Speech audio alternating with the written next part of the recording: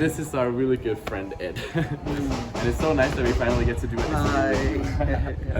Thank you for having me. Hi. Awesome. And Ed, like, now we've heard so much about like the bill being here, right? The bill that's in Parliament, and we've talked with other people about the bill, that there's this bill, like, you know, as a part of like the queer people's reality now, and it's really horrible and stuff like that. But we haven't heard about what LRG does, LGBT Rights Ghana does. Like, LRG we call it these days. Yeah, exactly. To fight against this bill. But that's what you do in your department, right? Yes, that's what I do actually in my department.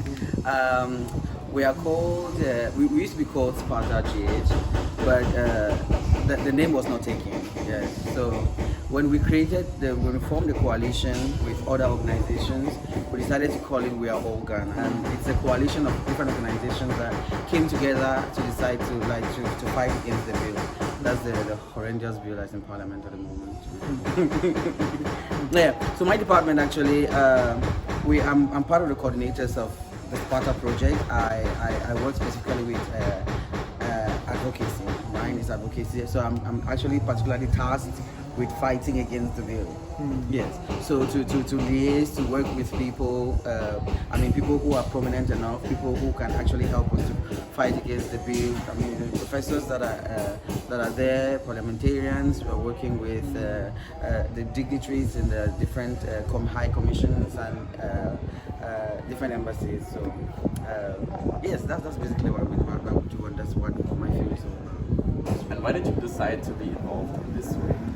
Why I decided to work with Sparta in particular was when I read through the bill, I saw that this bill, not only myself though, when I met other people, when I read the bill, we spoke with other people, as I say, it's a coalition, right? When we started digesting this bill, we saw that no, this bill actually doesn't only target, as they said, the queer people in Ghana. This bill literally targets all Ghanaians, right? So I was coming from the perspective of a lot of people do not know what this bill is all about. So why don't we try to open up this bill and try to re-educate people about what this bill is actually about, for them to understand first of all, so that if they want to go ahead and pass the bill, then they know that they are actually trying to implicate themselves as well. It's not only the poor people that are going to be implicated in the bill. So I decided to work with this bill because I saw that a lot of people were ignorant to what the bill is all about. And for me, also being an educator, I cannot see ignorance and letting go. It's like my default, right? One of my values is education, so my default setting is always to try to educate, right? So I decided to take on this head on, full swing, because I felt this was just horrendous. This bill was just very cynical. It was plain blankly stupid, if you want to ask me. But I don't want to use foul language. Pardon my Spanish, though. And now the bill has been in Parliament for how long? Like 2 years? Over 2 years now, Yeah, and we're liking the drag. We're liking the drag. You must have been like through so much since like it's been a thing that's been in Parliament for all this time, and there must have been a lot of like ups and downs in the department. Yes. How has it like been to? Have you experienced like backlashes and progress, and how's the like experience been being in the department? Let me take you from the beginning of the bill, right? When this bill actually came almost immediately after the safe space was closed at Shongman. So there was still that tension. That was in January of 2022. That was 21, right? 2021, I'm saying. Yeah, that was in January of 2021. Just after the closing of the safe space, then we heard that the bill was in Parliament. Also, there was a lot of anxiety that since they were able to close the space, then putting a bill like this would have easily passed. But then we are not people who give up so easily. Yeah, I think we are very resilient people, and we are fighters, right? We are very much fighters. So when the bill came immediately after the closing of the space, we told ourselves that, you know what, we were not able, because we're unprepared to fight against the closing of the safe space. Now let us take this as something that we have to put in effort and put in the struggle. Yeah. Let's put in our backs and our sweats into it, Yeah. like our foremothers and forefathers did during the slavery and slave trade, right? Let us put our backs into it and broke some sweat into fighting this bill. So we quickly try to, reach out to people out there whom we felt could help. The lawyers who were backing us, some parliamentarians who were backing us, the professors who were backing us, and they came through for us. They came through for us. So when they came through for us, we saw that we were making a bit of progress. Now what we did was we sent in petitions to Parliament against the bill. Now what Parliament did was they said those who have something to say against the bill should write memoranda against the bill. So we formed the coalition immediately. We reached out to individuals who would want to write memoranda or memorandum in person. Yeah. So we sent in individual memoranda, we sent in memoranda as coalitions, as different groups, human rights groups groups that are just there to fight for human rights. Yeah. So different groups wrote from different perspectives. We wrote from the economic perspective, from the social perspective, from the human rights perspective, from financial perspective, from developmental perspective. So we wrote a lot against the bill, right? So when they started reading the memoranda against the bill, or when the memoranda went into the parliament, they saw that it was something bigger than just the bill that they were seeing on the table. So after the memoranda went in, we noticed now that prominent professors started speaking against the bill. So they brought in opinions about the bill. They spoke about how much the bill can, tarnish the image of Ghana, if not. How the bill can bring more of, can set Ghana back more than, bring progress to Ghana. So like that, I think that Parliament is not without pushback though, because we had Sam George. Sam George was literally against. Sam George. That was our pushback.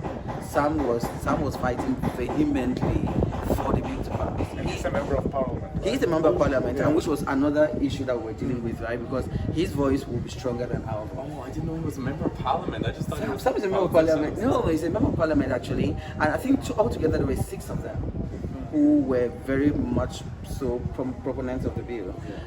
So Sam and his cohorts, called them, they were our pushback. They decided to fight us tooth and nail, and we tried our best as well. We fought them as well tooth and nail, and we made strides. In as much as we're making strides, we made also, there were those setbacks, because when we come, Sam pushes us back, we push back, and it was a whole back and forth. Sam has got strong opinions that at face value make a lot of sense, which at some point, or one of our setbacks as well, was at some point now, some of the queer people, some of the LGBT people, they started seeing sense in what Sam was saying. Even queer people. Yes, Oh my that's what I'm saying, that at face value, Sam actually has a lot of strong ideas, a lot of, he's an intellectual. Yeah. And he's a politician. So an intellectual and politician in one person, that's a dangerous combination, right? So at some point you would hear queer people siding with Sam. So that's another fight that we had to fight. We have to fight the fight within and the fight without. Yeah. Fight within the community and outside the community. So those are some of the setbacks that we had. And then the progress that we had is what we are facing right now, right? The bill has been in Parliament now for over 2 years. They are still talking about it. Why has it not passed? I will not say. Why has it not passed? Question that needs to be answered, right? But then that's some of the things that people have to actually look at. If a bill is in Parliament for 2 years, what kind of bill is in Parliament for 2 years? Come on. If the United States do not keep bills in Parliament for 2 years, when they keep bills in Parliament for 2 years, just like the bill is rubbish. And that's why we always said the bill is rubbish. Bill is rubbish. Rubbish. This is going to be the title of this. This video is the bill is rubbish. The bill is rubbish, right? Yeah, the bill is actually rubbish. That's why I'm very happy that when the parliamentarians actually started reading the commission that was set in place to review this bill, I think they saw that yes, something is actually wrong with this bill. This bill is fundamentally wrong. So that's why when the AG came now, the Attorney General, they have started watering down the bill, right? Some of the strides we're making. They have started watering down the bill. But even at that, we are still not satisfied with watering down the bill. Yeah, because there are still some things that they are trying to insinuate in the bill that are still very questionable, that are still very wanting. So let's just kill the bill. One of our hashtags, right, which is kill the bill. Kill the bill.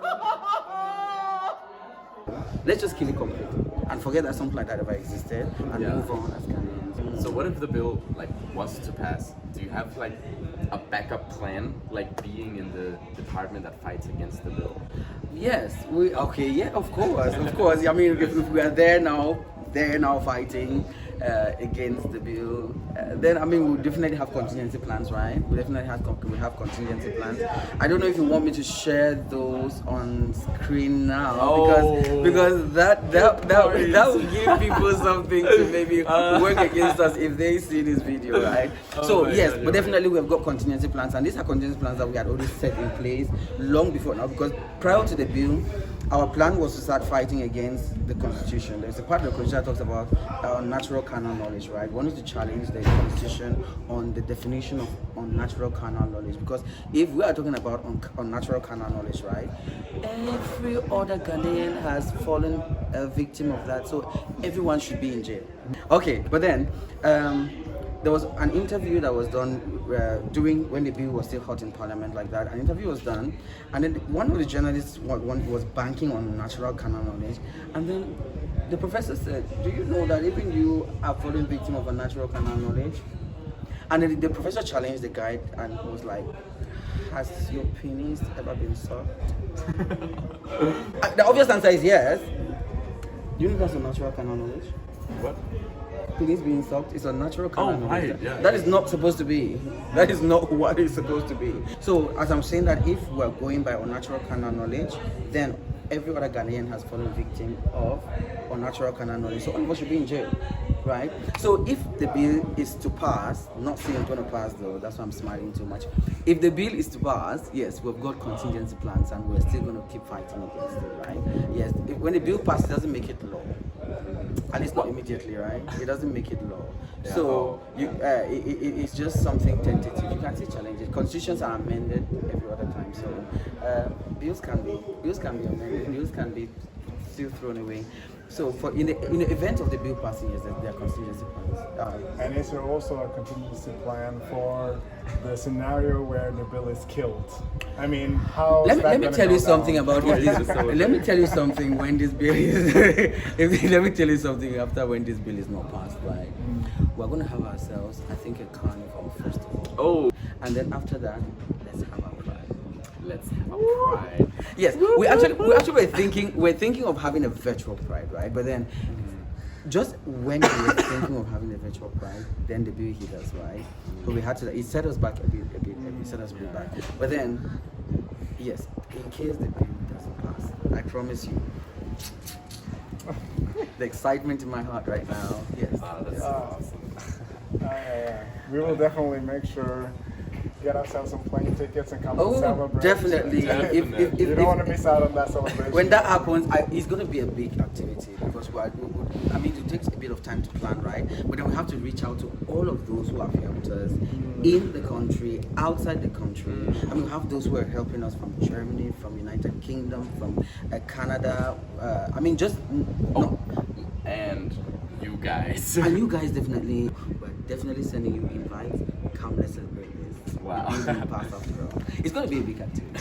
Awesome. But then if the bill passes, I mean, we're going to like sit down again, gnash our teeth for a moment, and start fighting. I mean, so that's our aim. That's what we're looking forward to. For the bill not to pass. So if you guys want to be a part of the people who have been a big help, big help To us. then we have the GoFundMe in the description where you can just like, put a bit of money and Yeah, let me give you $100. yeah, just like a couple of hundreds or something like that. something like that. Okay, you don't have to give that much, but But I mean, okay, yeah. But don't forget the bill is rubbish. the bill is rubbish. Hashtag And hear don't the bill. forget, Don't forget to hit that subscribe button. A notification button, right? Always a notification button. So and the I get- notification button, And the of course. notification button. It Also goes that without one. saying. Kill the bill!